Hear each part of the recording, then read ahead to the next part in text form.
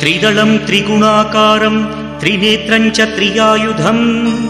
त्रिजन्म पापसंहारम् एकबिल्वं शिवार्पणम् त्रिशाखैः बिल्वपत्रैश्च अच्छिद्रैः कोमलैः शुभैः तव पूजां करिष्यामि एकबिल्वं शिवार्पणम् कोटिकन्या महादानं तिलपर्वतकोटयः काञ्चनं शैलदानेन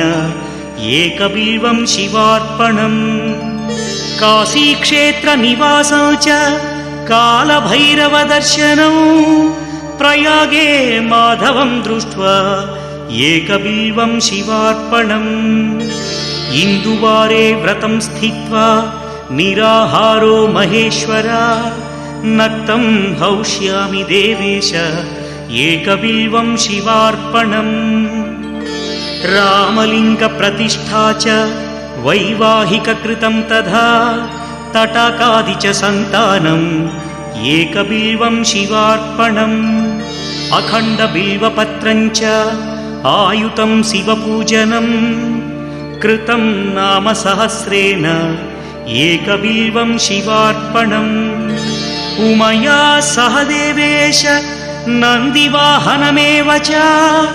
भस्मलेपन सर्वाङ्गम् एकबिल्वं शिवार्पणम्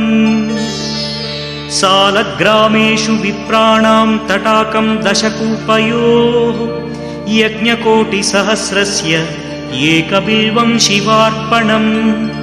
दन्तिकोटिसहस्रेषु अश्वमेधशतक्रतौ कोटिकन्या महादानम् एकबिल्वं शिवार्पणम् बिल्वानां दर्शनं पुण्यं स्पर्शनं पापनाशनम् अघोरपापसंहारम् एकबिल्वं शिवार्पणम् सहस्रवेदपाठेषु ब्रह्मस्थापनमुच्यते अनेकव्रतकोटीनाम् एकबिल्वं शिवार्पणम् अन्नदानसहस्रेषु सहस्रोपनयनं तथा अनेकजन्मपापानि एकबिल्वं शिवार्पणम्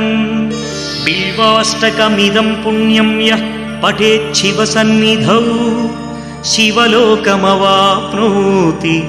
एकबिल्वं शिवार्पणम्।